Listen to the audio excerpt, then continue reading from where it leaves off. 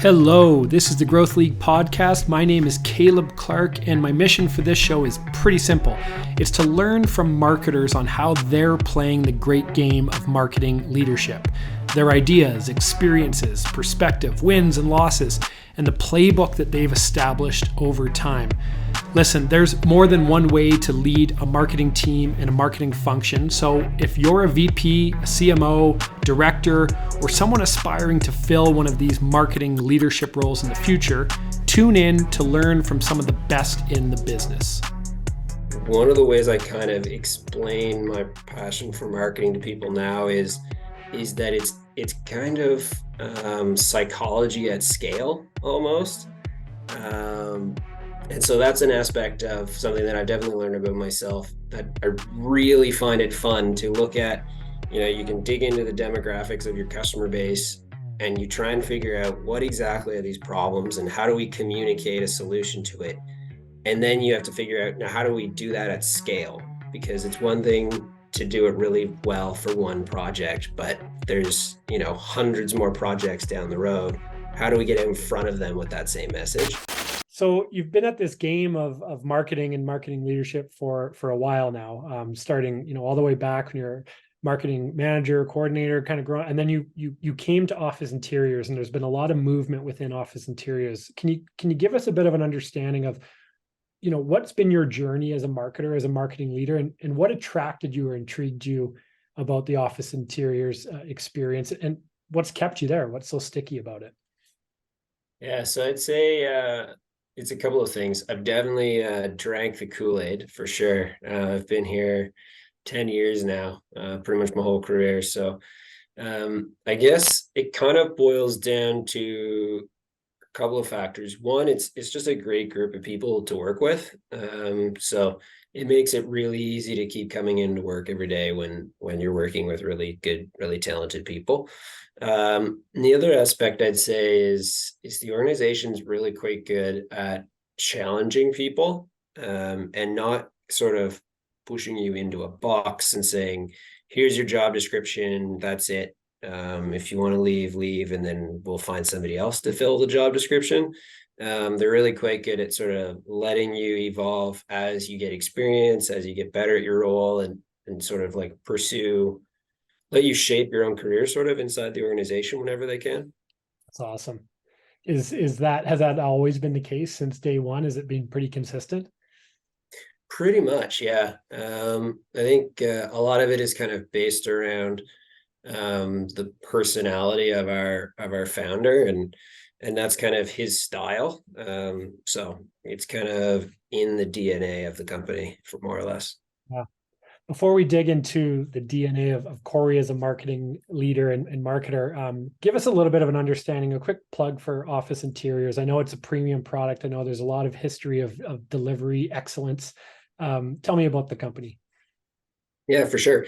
So essentially, we're an organization that tries to look after all of your needs inside of the office. So lots of folks know us for our office furniture that we help them with, but we also have quite an offering of office technology. So that's your copiers, your printers, your phone systems, your mailing equipment, all that kind of stuff. And then the really important key part is that we service sort of that whole bundle of goods.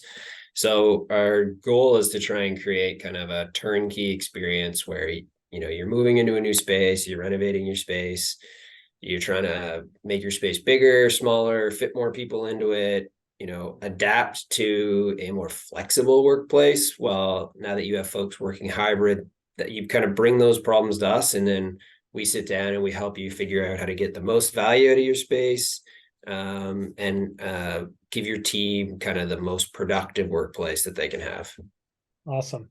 So the marketing function that you lead, what critical role, besides the obvious revenue growth, what critical role does it play in the fulfillment of the vision and the promise of this organization? Yeah. So I guess sort of for a lot of years, our focus was definitely on, the typical lead gen aspect. And we took a they ask you answer sort of informational educational strategy behind that. And over the last few years, kind of what we've been doing is we've been taking what was a strategy strictly for lead generation, and we're trying to sort of move that into more aspects of the sales process, and sort of the customer journey. So, we're being educational upfront, at the beginning of the process while we're trying to bring you to us, but then we're also looking at how can we take those same kind of like approaches and tools and use it in the sales process. So that's creating, interactive guides and experiences for how the sales process is going to unfold, because, it is a very lengthy sales process. It's a very complicated one, that involves like a bunch of different moving parts and pieces and people. So trying to like bring all that together and make it really seamless for the customer, that, they sign the paperwork and then that's just kind of the beginning of a great customer experience, rather than like that's the end of all of our work. Right, that makes sense. Why, if you can remember, did that strategy shift occur, and what influence did you have in and around making that decision? Yeah, a couple of factors. So I guess we've always been positioned as sort of not just a company that has like pretty high-end products, but we also sort of pride ourselves as being a really high-end experience company. So, taking our net promoter score and such really seriously. So part of it is just kind of a natural evolution of that from, we're really good at servicing the customers we have, to how are ways that we can take that kind of customer experience and then make it into the experience, like add that to the experience of becoming a customer, and the journey of, anytime somebody's like, everybody's moved apartments or moved houses or something, and you know how much of a headache that can be. Well, when you're trying to move like 150 people from one office to another office, it's that times 150. So what are all the ways that we can take the things that we already know we're really good at and help remove some of those stresses for our customer, is essentially kind of where the philosophy came from. And as for a timing aspect, it was kind of, we got to a point where our inbound marketing strategy, it worked really, really well for a few years. And then we kind of started to get to a bit of a plateau of, we're just based in the Maritimes of Canada. So we have a very geographic focus. And we kind of got to the point where there was a limit to how much more and how quickly we could, bring in new inbound leads.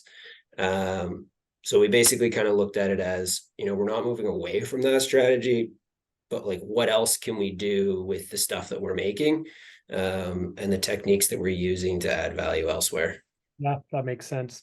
Have you seen this focus on a more holistic application of the marketing system beyond the contract signing? Have you seen it result in either greater advocacy or greater customer lifetime value from those customers, or has that manifested? Yeah, definitely.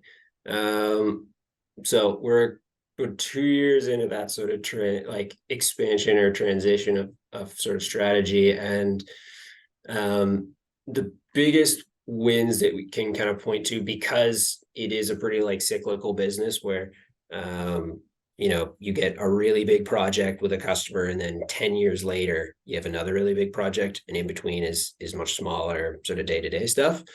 So from a customer lifetime perspective, there's a limit to how much we can measure that yet. But we are finding that we're getting a ton of great feedback when we're pitching projects with this same kind of approach in mind.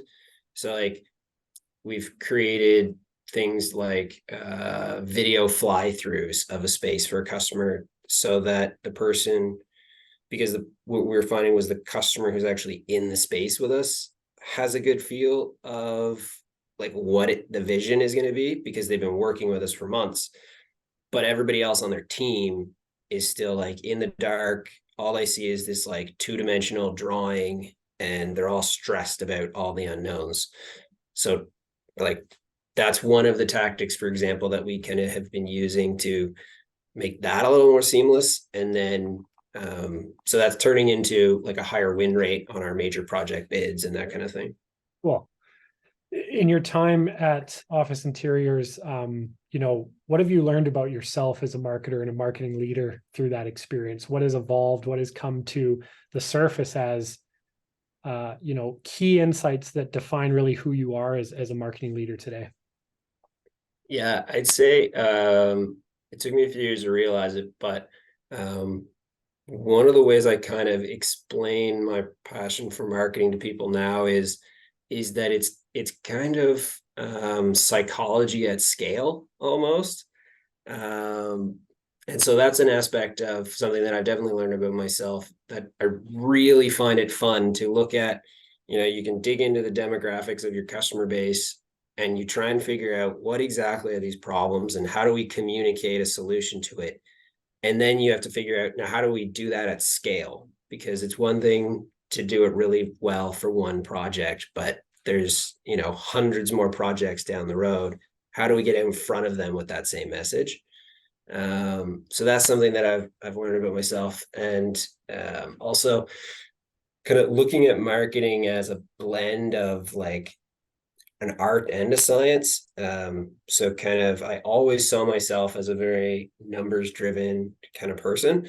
Um, but marketing can just be plain fun sometimes with the sort of creative side of it. And so you got to find that balance between the analytics and what's measurable, and what you sometimes just have to take at faith. I hear you. Yeah, and we're all predisposed to being either on the art side or on the science side, but I think it's maturity within the role that makes us realize that it's a combination of both, right? And at what times do you lead with one more than the other? And I think that's great. So is there anything that you would I don't want to put you on the spot, but anything that you would claim as a superpower that you've acquired over the years, that you say, this is my superpower when leading a team or a marketing function? Maybe it's come up over time. Maybe others are telling you that this is your superpower, but what would you say that is? I guess kind of what I've tried to position myself as, and what I find really fun is just moving projects forward that tend to kind of bog down in between departments. So, a marketing team can be great at pumping out marketing materials. A sales team can be great at closing deals. But it's the projects that involve like both of them at the same time to move forward. So just being able to sort of bridge that gap and communicate across that divide in order to actually get traction and get things moving forward. I'd say probably that. That's awesome. On our earlier conversation in prep for this, you told me that, and you're one of you're in the minority that you've been able to make a fully internal team work. Can you tell us about the structure of your team and what approach have you taken to creating uniformity, or we're all going in the same direction? How do you lead that team and what does it look like? Yeah, so it's kind of a unique situation because over the last few years, our organization's kind of both, it's been growing itself organically, and we've also acquired some partner organizations that we're affiliated with now, and we get to use sort of a shared services model for our marketing. So we get to dabble in the marketing of 4 different brands now. So it both gives us, some more resources to play with. And it also, adds a little bit of variety of trying to juggle 4 marketing plans at once. Right. So I guess kind of what I've learned there is not trying to do it all myself. And so with my team, we've essentially kind of broken out the different brands and their marketing plans based on sort of the complexity and the size of each of their needs. So each member on my team sort of owns their own brand of these affiliated companies to kind of run with, and then I play more of like a mentorship role for those brands. And then at Office Interiors, working on the office interiors brand is when it's a bit more of like a collaborative approach of the three of us sort of tag teaming projects.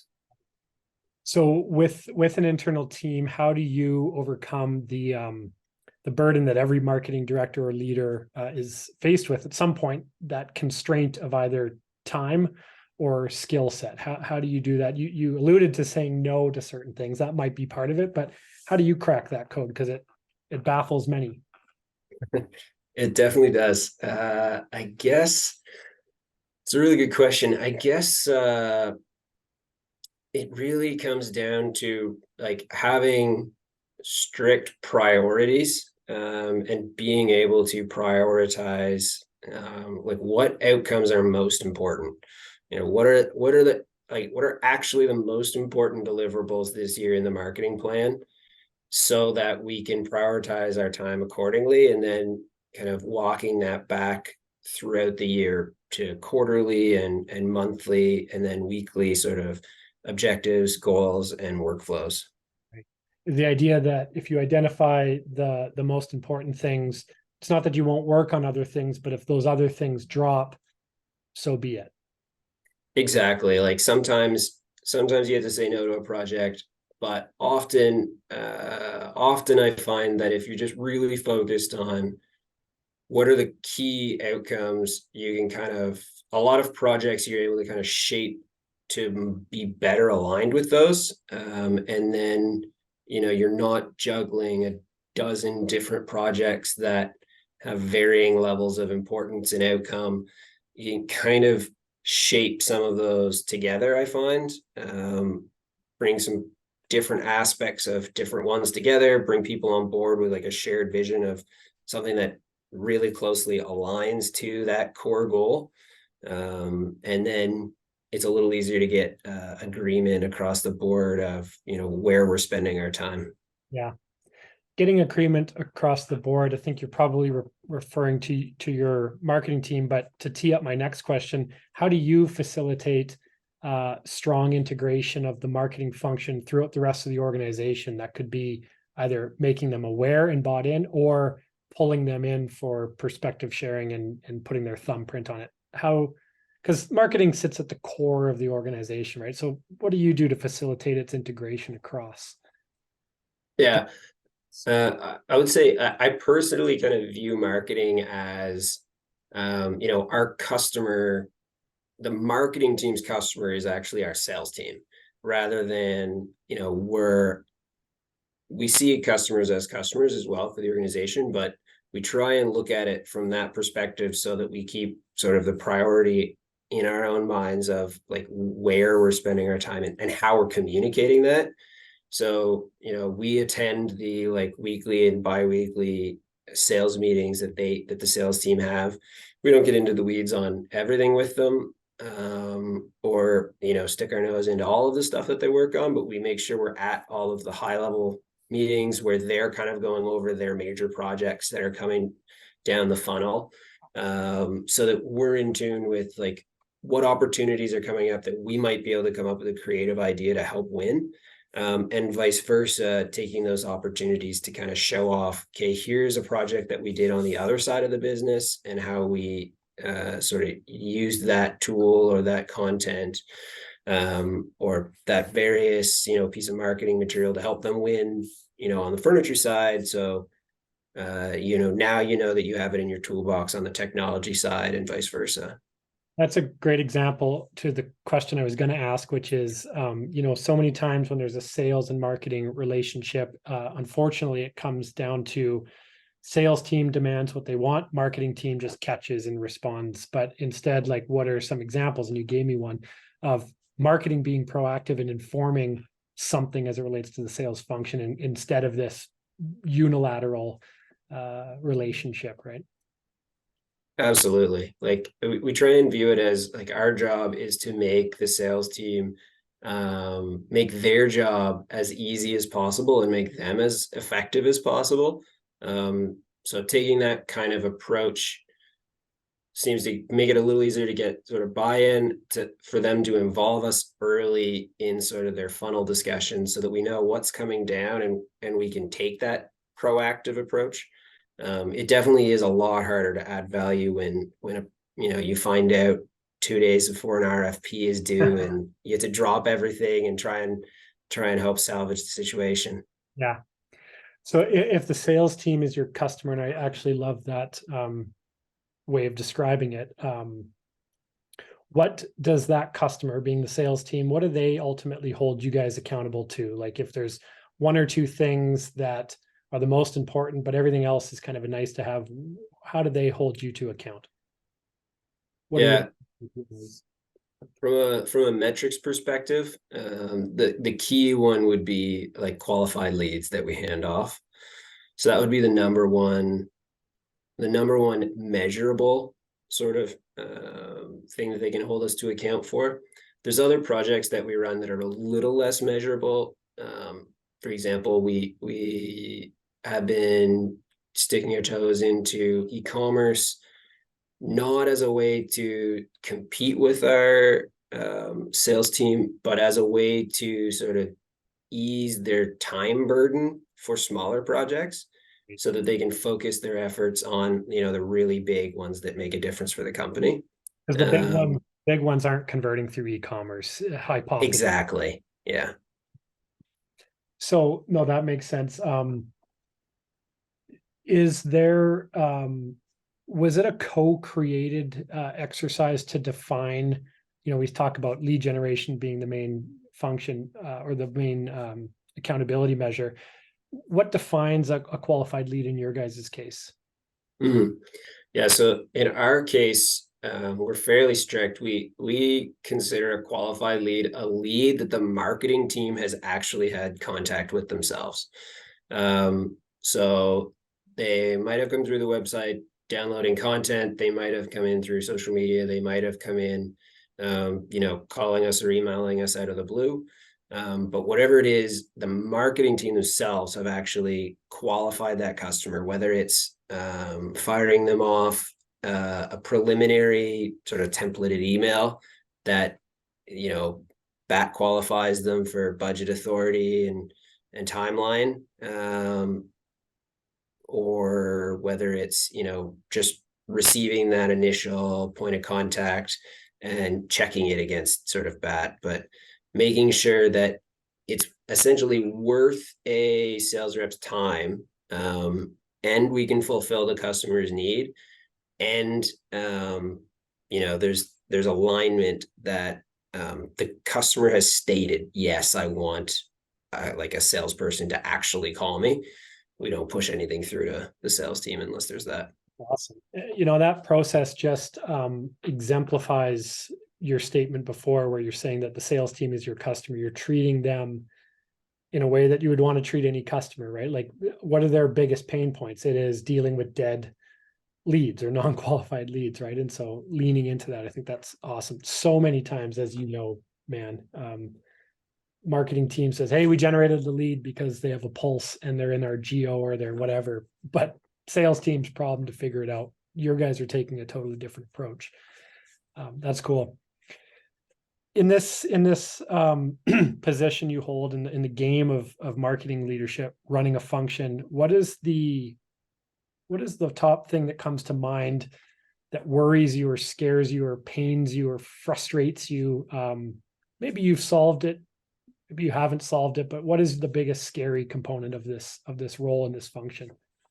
I guess the one big thing, I guess it's a bit of a trend topic these days, but kind of our marketing and my personal career has been so staked around sort of inbound SEO marketing that there's a lot of stress and worry about exactly how Google is evolving the SERP page, and with like the rise of AI and language model search, voice search, with how all that's shifting, trying to stay up on exactly what Google's going to do next so that you're still actually getting delivered to the customer rather than just your information and your educational content being scraped and given to them. That would probably be the one that like keeps me up the most at night. Yeah. Yeah, and you had told me on our previous call that historically you have relied pretty heavily because it's been so successful on this inbound infrastructure and strategy, and um, kind of gearing up, it sounds, to understand or explore what a more proactive outbound pull strategy looks like. Where are you guys at with that, both from a mindset and actual into market? Yeah, absolutely. We're taking kind of a multi-pronged approach. So, we're experimenting with a few different tools, like the e-commerce tool, for example, and some different, digital advertising and stuff, tool campaigns that we haven't needed to use much in the past. So, trying what works, trying what's new since the last time we tried it is definitely one thing. We're also leaning into AI and saying, there's no point in being just emptily afraid of it. We might as well learn it, see everything it has to master, and then sort of take out of it everything we can, so that if it does, even if it does decide to like totally throw inbound search on its head, we'll be able to take out of it and adapt to it as quickly as it can kind of change the game, and produce a lot more high quality stuff for our team in the process. Right. No, that makes sense. Embrace it, right? It's here, and so and you guys have experienced, from what I understand, so much good, great organic growth and scalability, sustainability. So, is it fair to say that you have a little bit of runway or time to explore what this looks like and give it some time to test? Oh, definitely. Yeah. Like the company's still growing, and we're still getting really solid results. It's more of a, we're plateauing from an inbound perspective. The company's still growing, because we're still, we're taking some of those learnings and, landing bigger projects and that kind of thing. So it's more of a, we're coming up against, there's only so many companies to speak to.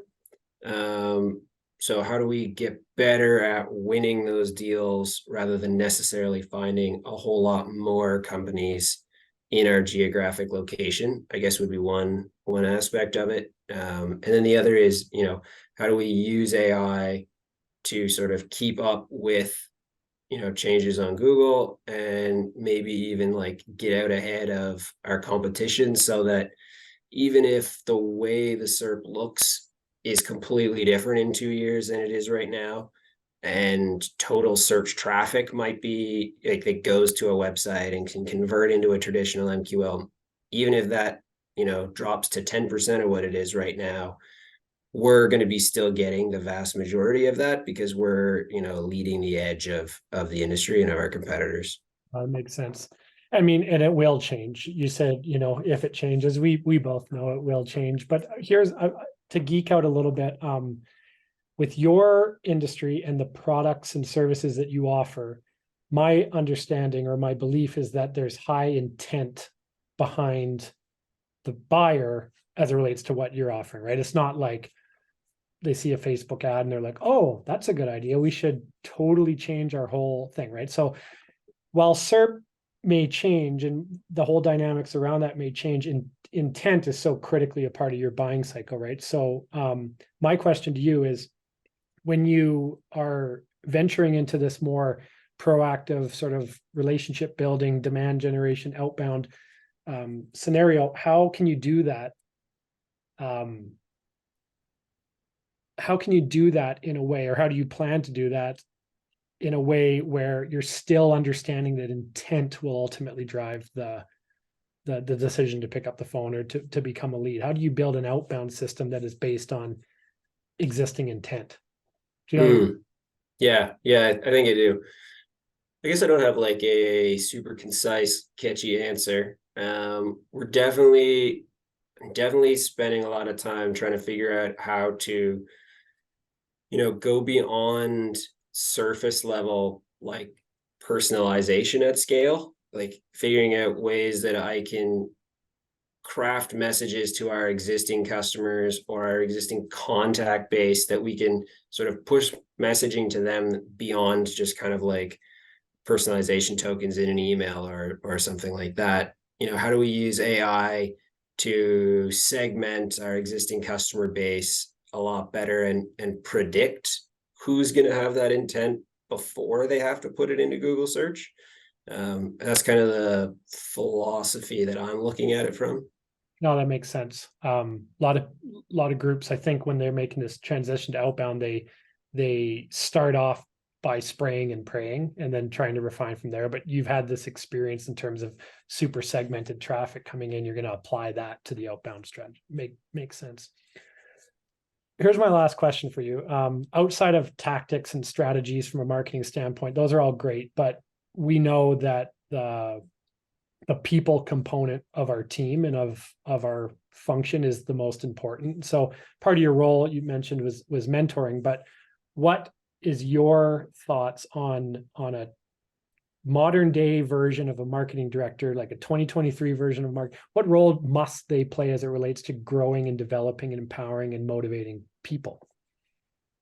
I would say it's probably the most important thing, the ability to sort of translate the company's objectives at a high level into a vision that can like inspire your team, that they can feel like the things that they're actually working on every day make a meaningful impact towards the company reaching those goals, and celebrating those successes along the way when they actually do. Another thing that I'm really trying to focus on is the way that the industry is evolving so quickly right now is kind of a really good excuse to continually have conversations with your team about not just what do you want your career to look like in 5-10 years, but what do you really want to learn next month or next quarter. Like, is there one specific skill that you really want to learn right now that we can work on together to help you master, whether it's a couple of years ago it might have just been like, do you want to master Photoshop or something, and now it's do you want to master this new AI tool, or is there a new kind of content that you haven't done before? Maybe you've never done video, and the challenge this quarter is you're going to make a bunch of video, because these AI tools are making it way easier for you to pick up how to edit that and put that together. So let's see what we can do there, and then my role is to sort of give them the psychological safety to feel comfortable trying new things, even if it means they're going to fail, but then also kind of help guide those ambitions or goals that they have to align with what the company's larger objectives are, so that if they're trying to learn how to do video, or they're trying to learn how to do photography or something, what they're doing the photography of or the video of is actually helping us get towards our annual targets, rather than just being like a side project. That's awesome. Yeah, I love that approach, making them aware with deep clarity about what is the purpose of what we're trying to get done, and how does the work you do on a day-to-day directly impact that gives meaning, which is ultimately the highest motivator. And then caring enough to say, what are you passionate about working on? How can we spin that into a legitimate project that adds to the business case? I think that's amazing. So we could talk for another hour or two, but I appreciate your perspective, your experience sharing. I'd certainly love to be a part of your team if I was looking for a job, and I love your approach to leadership and from a people and marketing standpoint. So thank you so much for being on the show. Yeah, thanks for having me.